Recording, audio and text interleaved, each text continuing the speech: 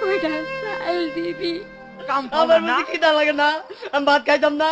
কবি নির্মলেন্দু গুণের কবিতা থেকে পরিচালক ও কবি মাসুদ পথিক নির্মাণ করেছেন চলচ্চিত্র নেকাব্বরের মহাপ্রয়াণ। পুরনো সিদ্ধান্ত অনুযায়ী 5টি বিভাগে পুরস্কার জিতেছিল ছবিটি।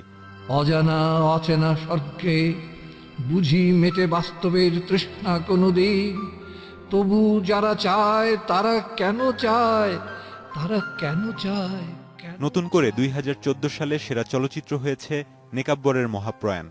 প্রত্যাশা আমার ছিল যে আমি তো সর্বোচ্চ ক্যাটাগরি পেয়েছি, তো আমার ছবি শ্রেষ্ঠ নয় কেন?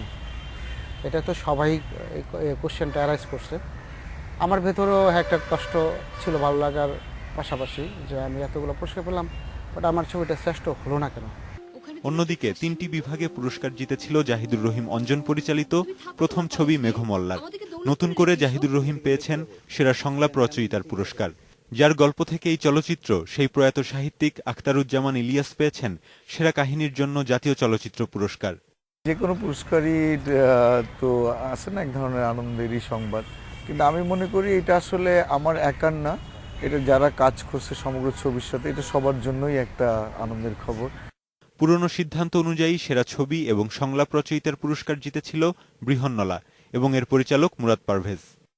পরের বার যে জিনিসটা হয়েছে এটা আমি দুইভাবে দেখি। একটা হচ্ছে যে দুঃখজনকের জন্য যে বৃহন্নলা ছবিটা থেকে পুরস্কারটা নিয়ে নিল, মুরাদের জন্য এটা একটা দুঃসংবাদ, কিন্তু অ্যাট দ্য সেম টাইম এটা কিন্তু একটা ভালো জিনিসের ইঙ্গিত দিচ্ছে যে আপনি আসলে কোনো জিনিস যদি নকল করেন অথবা অন্যের মতো করেন, নিজের নামে চালানোর চেষ্টা করেন, এই প্রবণতা আসলে শিল্পীর জন্য ঠিক না।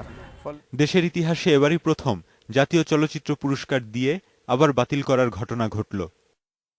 ইয়াসিফ আকবর, ইন্ডিপেন্ডেন্ট নিউজ, ঢাকা।